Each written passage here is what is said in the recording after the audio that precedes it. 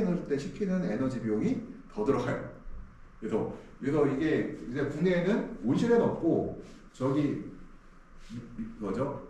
그 컨테이너 판 같은 데서는 옛날에 있는 걸 봤어요. 옛날에. 근데 지금은 아마 이거 안 할 거예요. 왜냐면 이 가격이 너무 비싸니까 효과는 좋은데 가격이 비싸니까 못 하고 있고 그냥 에어컨 쓰는 걸로 하고 있어요. 에어컨 쓰니까 에너지 비용 더 들어가죠. 순행식도 더 들어가요, 그놈이. 근데 얘는 순행식으로 쓰면은 설비비는 비싼데 에너지는 좀 적게 들어가거든요. 근데 국내 제가 알기로는 일반적인 수직 농장에서는 순행식으로 안 하고 그냥 다 그냥 에어컨 쓰는 걸로 알고 있어요. 그래서 그럼 좀 웃기죠. 순행식도 옛날 단가가 안 맞아서 안 했는데 거기 뭐 에어컨 써서 하면 단가 더 안 맞을 텐데 설비비는 비싸도 더 싸거든요. 순행식이 더. 팬에 의한 열 배출량은 공기 엔탈피 차이와 팬의 환기량이죠. 굉장히 계산이 쉬워요. 간단하게도 내가 공기가 팬을 통해서 다 밀폐된 상태에서 팬을 통해서 나간다. 강제 환기를 한다고 하면 간단하죠. 내가 1200리터의 공기를 내보냈으면은 1200리터의 공기가 1立方미터가 둘이 차이가 50kJ이다. 그러면은 내가 1000을 보냈으면은 5만 kJ의 에너지가 바깥으로 빠져나간 거죠. 그래서 간단히 쉽죠. 계산하기 쉬워요. 그러면 공기 엔탈피는 현혈과 자멸의 합이라고 했죠. 현혈은 뭐예요? 물이 물이 하나도 없다고 하면은 내가 50도면 바로 50kJ예요. 이게 현혈이에요. 그러니까 물이 없다는 가정, 물이 없는 공기는 만들 수가 없어요. 모르겠어요.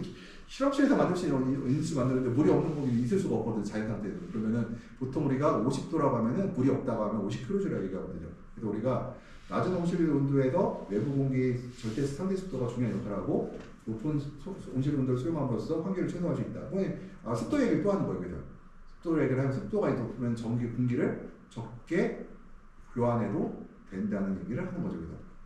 그럼 여기서 여기 볼게요. 공기온도의 기초 환기요량인데요. 내가 그 60W를 제곱미터에 배출하면 필요한 환기량을 계산하고 싶어요. 그러면은 1W가 1시간 동안 들어오면요. 그게 3600줄이에요. 3600줄이에요. 1W가 1시간 동안 들어오면. 그러면은 에너지 소비가 볼게요. 내가 내 외부의 에너지의 차와 곱하기 3600 나누기 1000을 했어요. 1000을 왜 했을까요? 키로수를 바꾸려고. 그러니까 외부 온실의 엔탈피하고 외부 내부의 엔탈피하고 빼고 요게 킬로줄이잖아요. 요건 줄이니까 요거를 갖다가 1000을 나눠준 거는 킬로줄로 바꾸려고 한 거고 3600은 1시간 동안 그렇다는 얘기고 요거를 이제 집어넣고 그러면은 우리가 실제로 시간당 제곱미터당 몇 입방미터의 공기를 배출해야 되는지가 나오죠. 이건 기계식 환기에서는 이 계산이 가능한데 우리가 일반적인 자연환기식에서는 이게 좀 까다롭다. 이거 계산이 어렵다. 왜냐하면 우리가 알 수가 없기 때문에. 근데 우리가 할 수는 있죠. 뭘 할 수가 있어요? 이종 내온실에서는 얼마만큼의 공기 교환이 발생해야 된다는 걸 알아요. 우리가 그 정도는 결과적으로 알 수 있어요. 그러니까 우리가 어떤 방법을 살 수는 없는데 결과론적으로 우리가 알 수 있다는 거예요. 그러면 보면은 온도가 이제 6도, 16도라는 가정에서 시작을 해요. 그러면은 우리가 이제 온실 내부가 습도가 90%고 엔탈피가 50이고 16도 똑같이 시작을 해요. 외부를 봤더니 습도가 30이고 90이고 엔탈피가 26이고 44예요. 그러면은 우리가 델타 엔탈피가 얼마예요? 24가 나오죠. 6이 나오고. 그럼 내가 60W의 에너지를 공급한다고 하면은 얼마만큼의 환기가 돼야 돼요? 얘는 제곱미터당 얼마? 약 시간당 9입방미터의 공기가 빠져나가야 된다.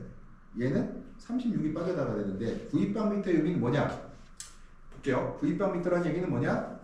내가 칩구가 6m짜리 온실에서 그냥 갖다 6입방미터를 할게요. 그러면 시간당 한 1.5 정도만 빠져나가면 된다는 얘기예요. 근데 얘가 만약에 36이라고 하잖아요. 얘는 6m를 6번이잖아요. 시간당 6번의 공기 교환이 일어나야지만 제어가 가능하다는 얘기죠. 6번이라는 거죠.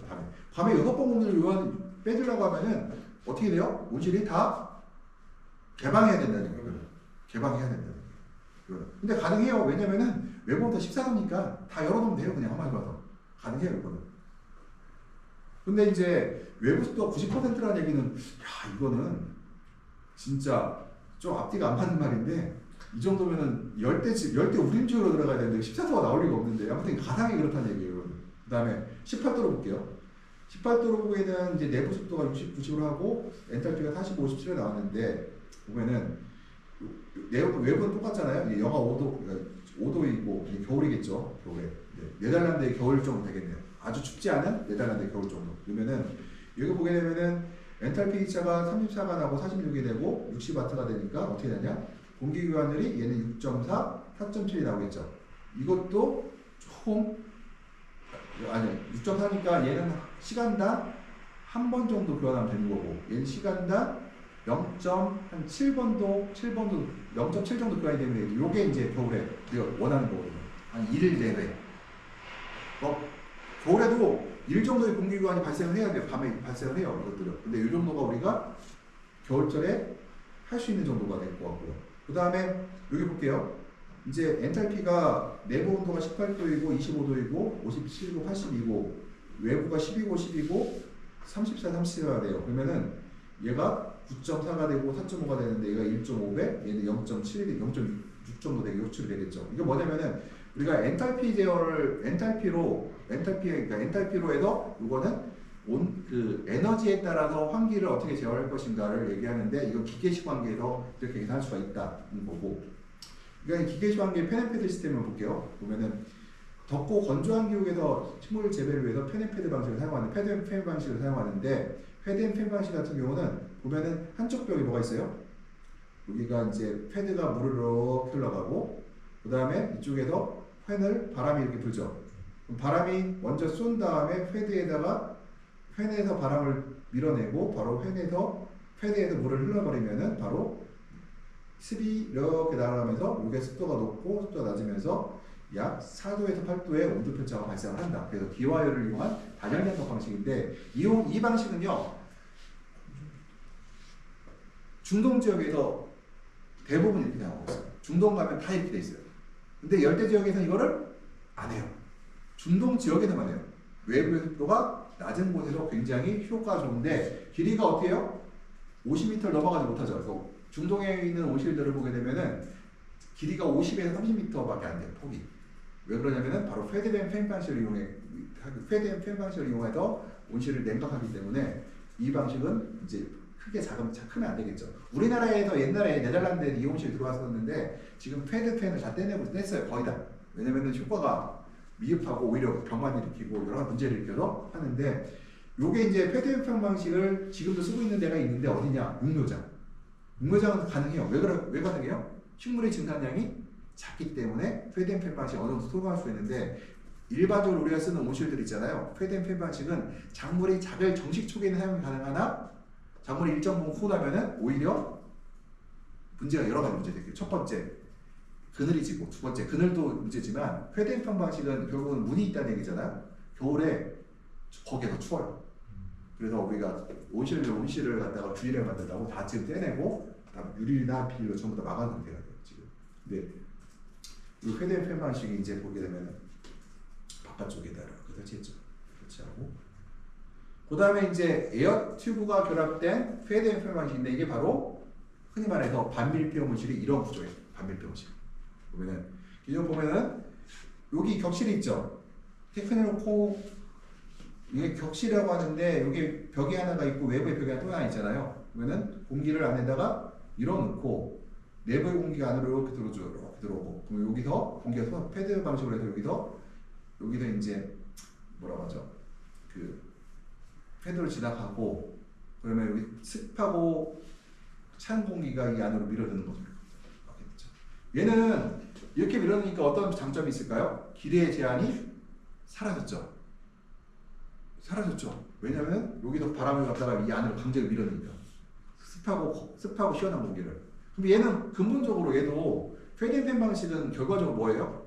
건조 기후에 얘도 마찬가지죠. 반밀폐 온실에 이렇게 냉방을 하거든요. 반밀폐 온실조차도 사실은 건조 기후에 적합한 온실이 될 수가 있고 이 자체가. 그러면 장점은 온실을 우리가 균일하게 이제 가습할 수가 있고 시원하게 만들 수가 있으나 이제 그러니까 흔히 말해서 우리가 FCU라고 설치된 것들 있죠. FCU가 바로 여기서 시작된 거예요. FCU가 바로 냉방 목적이 난방의 목적이 아니라 공기를 좀 습하게 만들고 공기를 갖다가 우리가 이제 좀 습하게 습도 조절용으로 만든 것들인데 패드 앤 팬 방식으로 해서 근데 패드 앤 팬 방식이 단점이 길이 제한이 있었기 때문에 이거를 갖다가 패드를 이용해서 튜브를 이용해서 안까지 끌어들인 거예요. 그리고 이거 단점이 하나가 저런 그러니까 튜브가 저런 물질이어야 되는데 일반 비닐을 사용하게 되면은 저렴을 사용해도 편차가 생기거든요. 일반 그 닥트를 사용하게 되면은 편차가 커서 편차가 더 크게 발생한다는 것들 문제가 있어요. 그래서 아무리 해도 이 가운데가 이쪽보다 건조하고 더 따뜻하겠죠. 이것들이요. 에어튜브와 별개는 패드 앤 팬 방식 시스템 같은 경우는 시스템이죠. 그래서 그 외부 공기를 또 하나의 용도가 외부 공기를 분비하여 천공 주위에 제수 효과를 얻을 수 있다. 천공은 뭐냐면은 그 비닐에 구멍 뚫린 주변의 습도를 제습 효과를 얻을 수가 있다. 어떻게 하냐면은 그냥 패드 앤 팬 방식을 쓰지 않고요. 그냥 외부 공기만 안 넣을 수도 있어요. 건조하고 에너지가 적은 공기를 패드 앤 팬을 사용하지 않고 넣을 수도 있다. 그죠? 그러면 우리가 격설이 만들 필요가 없죠. 그럼 반밀폐를 만들 수가 없어요. 필요가 없어요. 그럴 때. 그럼 간단히 그냥 설치하면 되거든요. 그럼 단점이 더 하나 있죠.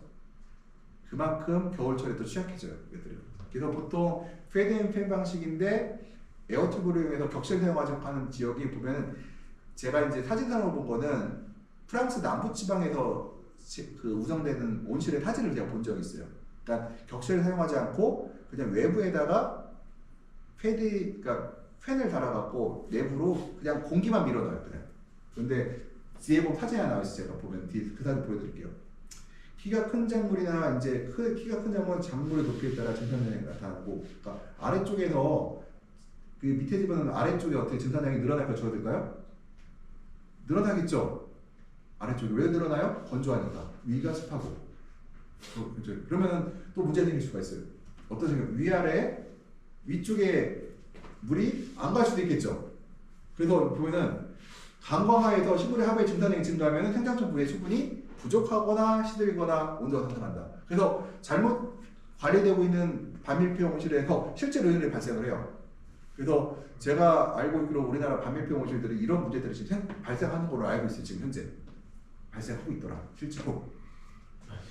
예, 그래서 굉장히 조심해야 돼요. 모든 장단점이 있다 온실에. 근데 비싸고 그래서 아직까지 저는 반밀폐 온실에 대해서는 조금 하지 않는 게 좋을 것 같다고 저는 생각하고 있어요.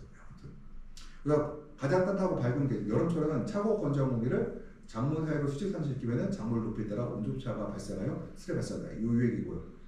그래서 지금 얘기고 에어튜브와 그런 패드는 똑같은 건데 우리가 어두운 기가 아니라 동절기의 건조한 공기가 아래에서 위로 상승하면 캐더피 상답에 결로염이 증가한다. 왜 증가할까요?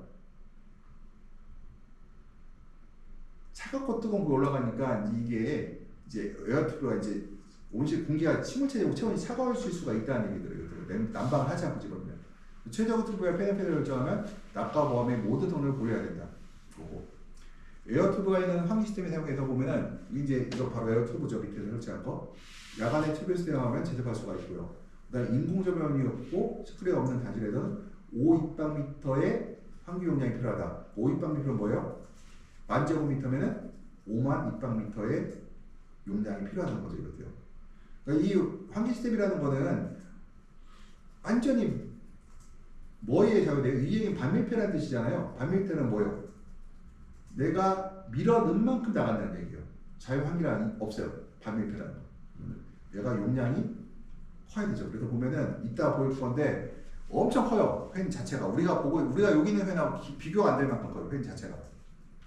그리고 환기 용량이 너무 낮으면 스프레이 완전히 닫고 천천히 닫아 환기를 유도하고 제품량을 늘릴 수 있고 균일성은 열이나 습기의 국지적 축적을 방지하기 위해서 온실 공기를 균등하게 분배하기 좋은데 이를 위해서 튜브는 작물 겉터 아래에 설치한다. 이 아래쪽에 설치한다는 거죠.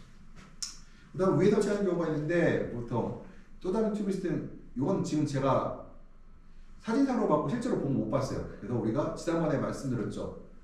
26도 아래쪽으로 이렇게 아래쪽으로 26도 각도로 그래서 아래쪽으로 흘러나가는 공기 아래쪽으로 빠져나가겠죠. 그 다음 천공 구멍을 그래서 우리가 투명한 재질로 튜브로 인해 차광을 최소화해야 되고 시간이 약 5입방미터만큼을 해야 되는데 약 2% 차광이 됩니다. 그래서 이거 막아버려요. 2%면은 그래도 이거 안 해요. 위쪽에는 지금.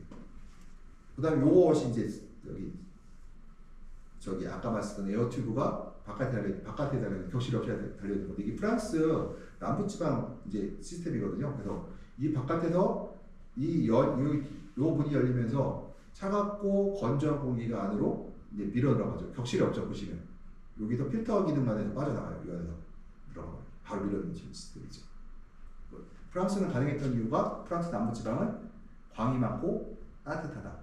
그래서 그거고. 그러니까 우리 상대적으로 따뜻한 얘기. 우리는 영하 15도 떨어지는데 여기는 프랑스 남부는 추워봐야 5도, 뭐 영하로 안 떨어져 절대로.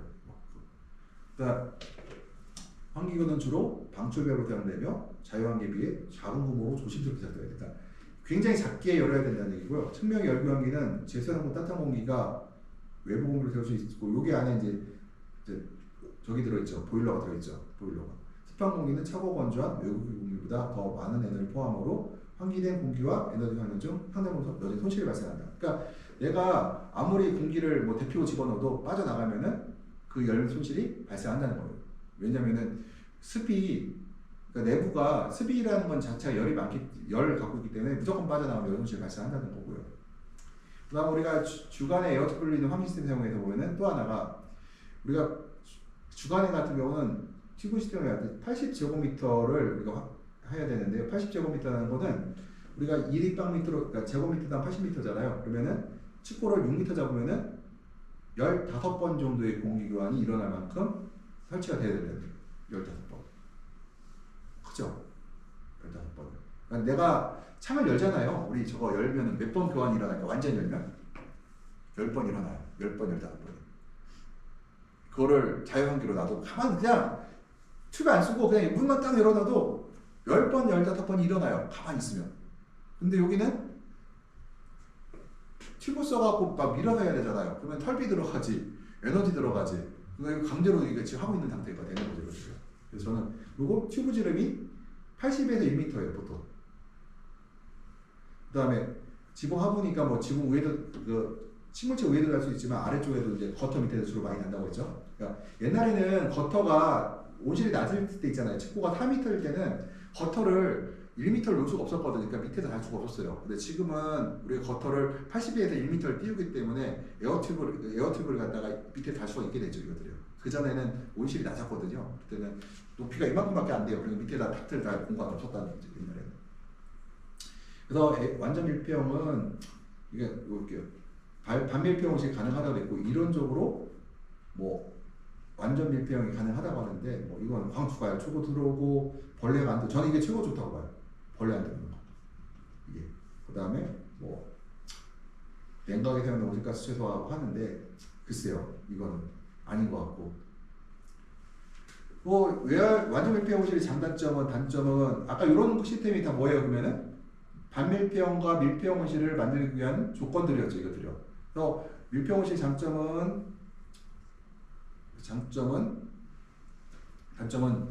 이제 그 식물 상부의 증산으로 인한 적절한 냉각을 방해한다는 거고 위쪽이 온실 냉각기의 차가운 공기를 온실 분배해야 되고 튜브의 단열 및 냉각 많은 비용이 들어간다. 이 비용이 많죠. 단열 및 냉각이 많이 들어가고 차가운 공기는 아래쪽에 차부에 조치하며 작물의 수직 온도를 최적화할 수 없어서 차가 불량, 차가 속도 느려지고 불균형이 발생한다. 그래서 뭐냐면 차가운 공기가 아무래도 밑에서 들어오게 되면은 과일의 익는 속도가 덜 익게 된다는 얘기가 들어오기도 하고요. 온도가 균일하지 않거나 단열 튜브가 설치될 때는 차갑고 건조한 공기가 외부 열광을 통해서 온실 내부까지 가열로 튜브로 들어가므로 튜브 시스템 투자 비용에 그러니까 뭐예요? 내가 튜브를 들어가는 공기를 난방을 해야 될 거 아니에요. 그때 이런 돈이 많이 들어간다는 거. 그래서 하면 돈이 많이 들어간다 이거. 돈이 많이 들어간다. 그냥 결론적으로. 그 다음에 뭐 해충 저는 제일 좋은 게 요거라고 보는데 일단 포구 뭐 달아야 되고 설비가 많이 들어가야 돼요. 이것도 다 돈이 많이 들어간다는 얘기고 반밀폐형 결과적으로. 그다음에 환기가 없으므로 해충 예방 효과가 좋지만 뭐 1년 지나면 감소된다고 하는데 뭐 이것도 할 수 있어요.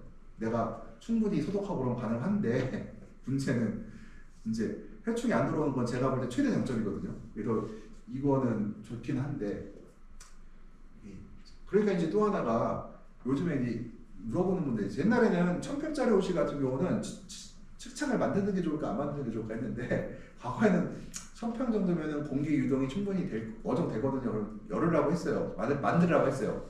측창을 만들면 장점이 공기가 먼저 작은 온실에서 유동이 잘 되거든요. 단점은 시원한 온실이. 단점은 뭐가 있을까요? 일단 측창을 만들면 돈이 들어가요. 거기다 플러스 뭐가 들어갈까요? 온실, 네, 이제 벌레가 자꾸 들어오는 문제가 있는데 얘는 벌레가 없기 때문에 있는데 지금 최근에 보면은 말만 밤일평 온실이지 사실은 벌레가 자꾸 생기는 거 보면은 저는 아직까지 우정을 잘못하거나 밤일평 온실이 아닌 것 같다는 생각이 잘 잡히더라고요. 일단 그래서 지금 뭐 돈이 그래서 모든 기후 요인이 높은 광 강도와 유동을 이룬다면 온도가 강도가 필요가 없어. 그래서 최소의 법칙이라는 거. 그러니까 광과 이산화탄소와 온도가 충분하다면은 그러니까 우리가 이제 32, 3도 얘기를 했잖아요. 광합성을 몇 도에 제일 잘해요? 모든 조건이 완벽한 상태에서는 32, 3도가 광합성을 제일 많이 하거든요. 그러니까 광, 이산화탄소, 습도.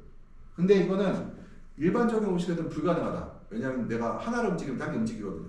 다른 것이 내가 하나를 습도를 높이면은 온도가 올라가 버리고 온도를 낮추면은 습도가 올라가 버리고 광이 높으면은 습도가 떨어지고 이런 문제가 생기고 여러 가지 문제가 생겨요. 그렇지만 우리가 반밀평 온실에는 이걸 다 제어할 수가 있다. 단 뭐가만 있으면은 에너지만 무제한으로 있다면 에너지가 무제한으로 있다면 가능해요.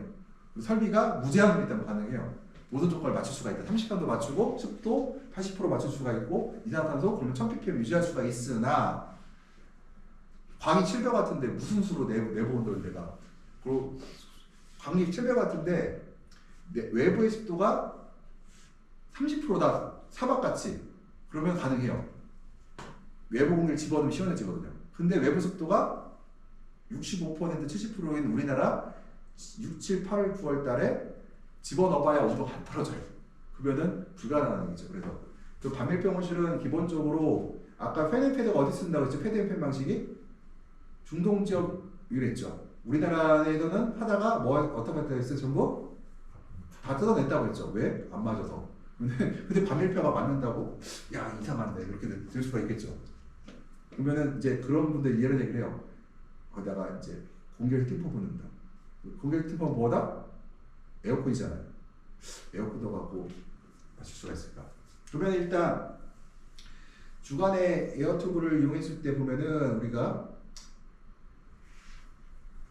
환기 시스템 역할이 없는 거고 닫힌 스크린 또는 닫힌 천장 아래에서 시스템을 사용하고 왜냐면은 내가 차창이 닫힐 수도요. 내가 에어튜브로 공기를 집어넣게 되면은 건조한 공기를 넣게 되면은 천창이 닫혔다고 공기 안 빠져나갈까요? 어디로가 빠져? 왜 압력 이승가 빠져나가요? 들어온 만큼 나가게 돼 있어요. 근데 보통 우리가 제곱미터당 시간당 12입방미터의 공기를 넣어줘야 되는데 우리가 폭 8m의 길이 100m의 한동에 9,600입방미터를 빼주려고 하면은 보통 튜브지름이 9,600m의 팬 용량하고 그다음에 뭐가 필요해요? 그러니까 거의 1m에 가까운 튜브지름이 필요하다. 그러니까 80mm를 튜브를 집어넣으려고 하면 버터가 얼마야 돼요? 버터가 한 1m는 돼야 되겠죠. 이거 설치하려면. 그러니까 이 온실의 결론은 이 얘기를 하려고 하면은 축구가 한 6m, 최소 6m 아니면 6m 50 정도 되는 온실에 설비가 이런 팬이 아래쪽에서 9,600입방미터가 얼마큼 전기를 사용하는지 모르겠어요. 계산해 보면은 팬이 보면 제도 계산을 봤을 때 팬이 이만하더라고요. 이만해 팬 자체가 거의 제가 봤을 때 한 1m 50 정도 되는 팬이 달려 있거든요. 크기가. 그리고 튜브는 물론 그거 작겠죠. 그러니까 엄청나게 이게 들어가죠. 그다음 우리가 아침에 온실에 유입되는 광으로 스크린을 열기 전에 스크린의 공기를 데울 수 있고 그 뭐냐면 스크린을 닫고 나서 우리가 스크린 닫은 다음에 이제 창을 열어버리면 될 수가 있고요. 그래서 우리가 울트라 스크린은 외기 온도와 연동하여 사용하면 좋다는 거냐면은 울트라 스크린을 열지 말라는 얘기예요. 될 수 있으면 창은 열어도 되는데 울트라는 열지 말아라. 뭐와 연관돼서 외부 온도와 연동해서 외부 온도가 그러니까 스크린 위의 온도가 올라가거나 아니면은 외부 온도가 올라갔을 때 커튼을 열 수가 있다는 거죠. 예를 들어서 내가 커튼을 닫고 있어요. 근데 커튼 위에 우리가 센서를 갖다가 온도는 두 개를 달 수가 있거든요. 키 높이에 달 수 있고 하나 달고 위에다가 커튼 위에 달면 어떤 일이 있을까요? 커튼 내부 온도가 밑에가 18도인데 위에 온도가 15도면은 3도 차이가 나면은 커튼을 울트라를 열어라. 근데 3도를 했더니 진폭을 봤더니 그래프를 봤더니 이래 딱 했다가 1도 떨어지고 올라가. 그러면 내가 0.5도 주고 싶으면 어떻게 하면 될까요? 그러면 다시 밑에하고 위에 온도가 2, 3도, 2도 찰 때 날 때 한번 열어봐라. 그러면 어떻게 해요? 딱 하다가 했더니 0.5대. 아, 그러면은 2도 차이로도 알겠구나. 내가 알 수가 있죠. 이거를. 거기다 또 하나 넣을 수 있대. 광. 그럼에도 불구하고 광이 500W 이상이면은 떨어지지 않더라. 그러면은 500W, 그러니까 내본 오차가 3도라고 하더라도 만약에 3도 이상 난다, 3도에서 5도 차이가 난다 하더라도 광이 500W 이상이면은 그냥 열어라. 왜냐면 0.5도밖에 안 떨어지니까 할 수가 있죠. 우리가. 그러니까 내가 기기가 좀 컴퓨터가 좋으면은 전략을 많이 짤 수가 있어요. 예. 없으면은 좀 둔하고 싶으면 돼요. 뭐 내가 큰 토마토는 0.5도 떨어지기 좋겠는데 방울토마토는 1도 떨어져도 0.5도 떨어지나 1도 떨어지나 차이가 없어. 그러면 내가 굳이 내가 돈 써가면서 할 이유가 없는 거죠. 그냥 가는 거예요. 그건. 그러니까 내가 오실이 좋으면은 뭐 심어야 돼요? 예민한 거. 내가 오실이 나쁘면은 둔한 거 심으면 돼요. 거기서 내가 제일 그다음에 수직 분사팬에 의한 환기인데 이게 수직팬 얘기거든요. 수직팬을 조금 맛배기로 하고 다음 주에 이제 수직팬 좀 들어가면 될 것 같은데, 수직팬은 유동팬은 우리가 수평 유동팬이잖아요. 옆으로 밀잖아요. 수직팬은 위에 아래로 밀어요. 수직팬이라고 했는데 보통 하나가 한 300제곱미터 정도를 커버한다고 하더라고. 한 대가 300인가? 제가 굉장히 용량이 크더라고 한 대가. 스크린이 완전히 닫혔을 때 환기가 필요하다면 수직 분사팬을 이용하면 되는데요. 수직 분사팬은 스크린 위의 공기를 아래로 주입하는 팬이에요. 그러니까 두 가지가 있어요. 수직팬이. 커튼 위의 공기를 아래로 해주는 수직팬이 있고 커튼 아래에 설치되는 게 있는데 우리나라에서는 커튼 아래 것만 사용해요. 왜냐면 위에 걸 뺀다고 하면은 보시다 이따 보여드릴 건데 스크린 종류가 다르고 우리나라에서는 좀 어렵다. 왜냐면 겨울에 버틸 수가 없어요. 에너지 가격이 버틸 방법이 없어요. 그래서 우리나라는 보통 이제 수직 분사팬, 수직 분사팬이라고 하는데 우리가 수직팬이라고 부르는 팬을 갖다가 보통 어디다 설치하느냐? 커튼에 아래 설치하는 게 있고 커튼에 구멍을 뚫고 설치하는 게 있는데 커튼에 구멍부터 설치하는 거는 외부 온도가 온화한 날씨에도 하는 거고 우리나라 같이 극한 환경에서는 커튼 아래 설치해요. 그래도 일단은 요게 수직 분사팬을 하기 위해서 우리나라에서 정확히 보면 수직 팬이 환기는 아니라고 볼 수가 있고 요거는 바로 커튼에 구멍을 뚫어서 하는 것들이에요. 그래서 보통 스크린 위아래 절대 습도 차이에 의해서 팬의 속도를 제어하고, 그러니까 위의 습도가 낮고 아래 습도가 높으면은 어때요? 속도를 줄이면 되겠죠. 반대로 위의 습도가 위아래 편차가 작으면은 그 팬의 크기, 팬의 속도를 좀 더 높이면 되겠죠. 그래서 조절하는 것들인데 우리가 이제 커튼 위의 공기가 항상 건조하잖아요. 아래 공기보다는. 건조하죠. 항상 건조하죠. 그러니까 그걸 이용하는 방법이에요. 그래서 이제 이 수직팬을 설치하게 되면은 여본이 주변 온도보다 낮아진 것과 극한 건조를 피하기 위해서 스크린을 닫는 경우에 발생할 수 있는데 갑작인 증상 감소를 피할 수가 있다. 그러니까 스크린을 닫은 상태에서 이제 이게 이제 공기가 너무 습해지거나 이렇게 생길 수가 있는데 이걸 갖다가 수직팬을 이용해서 이걸 조정할 수 있고요. 그 다음에 안막 스크린 사용 시 유용하다. 안막 스크린은 우리가 뭐예요? 우리나라에서는 안막 스크린은 바로 보온다격 호텔이에요. 빛이 빵이기 때문에 빛이 하나도 안 들어오기 때문에. 그리고 습이 위아래로 교환이 안 돼요. 얘는 기본적으로 닫았다는 조건에서는 교환이 안 된다고 봐야 돼요. 거의. 그래서 우리가 안막 스크린을 갖다가 우리가 안막 스크린을 우리가 보온다격 호텔을 볼 수가 있는데 그럼 보온다격을 콜려면은 반드시 수직 분사팬을 커튼을 뚫고 설치가 돼야 되는데 그러면은 에너지가 절약된 효과가 줄어들어요. 왜냐하면 습이 빠져나갔다는 거니까. 근데 스크린 아래로 찬 공기를 공급하고 온실을 낮출 수 있으며 냉기로 인해 결로나 물리적 피해 병의 발생이 필수적이며 이를 위해서 수직 분사팬에 발생된 찬 공기는 스크린 아래 따뜻한 공기와 빠르게 혼합돼야 된다. 그래서 볼게요. 지금 여기 보시게 되면은 여기 볼게요. 이게 지금 안막 커튼이에요. 안막 커튼이 쭉 있고 커튼이 지금 뚫려 있죠. 요게 수직팬이거든요. 수직팬을 갖다가 위에 공기를 갖다가 밀어넣어요. 밀어넣고 그 다음에 이 공기가 여기 보강등이 있어요. 보강등을 갖다가 좀 차갑게 만들고 그 다음에 이게 수직팬이 또 있거든요. 이 공기를 밑으로 밀어넣고 이 공기를 갖다가 퍼뜨려서 다시 여기서 어떻게 해요? 공기를 순환시킨 다음에 여기 돌린 다음에 다시 위로 빼돌리죠. 그러면 요 속도를 내가 뭘 할 수가 있어요? 아래 위에 공기 교환을 조절할 수가 있죠. 그러니까 내가 보온 낙엽 커튼을 쓰려면은 또 뭐가 있어요? 가운데 여기서 바깥으로 따뜻하고 습한 공기를 또 빼내는 또 팬이 여기도 필요하죠. 구멍이. 그러니까 내가 수직팬, 그러니까 내가 보온 낙엽 커튼을 쓰려고 하면 이렇게 돼야 돼요. 이렇게 평판 뒤집게 공기를 불어서 습도를 분배하고 작물하게 도달하기 전에 실내 공기가 혼합시킨다. 여기 중간에 것들. 이 수직팬이라는 거. 그다음 수직 분사팬 또 하나가 이제 두 가지 요가 있는데 뭐냐면은 얘는 공기를 그 에어덕트를 이용해서 밀어넣어요. 그 다시 이거 덕트예요. 덕트가 있는데 이 덕트를 이용해서 공기를 옆으로 이렇게 밀어넣으면은 요 안에서 이제 이 뭐라 하죠?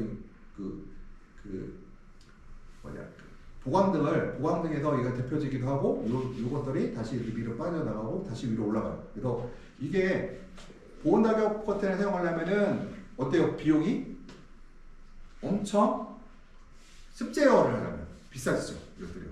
그러니까 우리나라에서는 사실은 이런 건 없어요. 이렇게 제어하는 거는 보온 낙엽 커튼을 쓰는 온실들이 대부분이 칩고가 낮아서 수직팬을 쓸 수도 없고 일단 이거 불가능해 쓰는 방법이. 그리고 이 만약에 우리나라 칩고가 4m 이렇게 되는 데다가 이거 사용하게 되면은 아무리 공기를 섞어준다고 해도 찬공기가 식물에 닿을 수밖에 없거든요.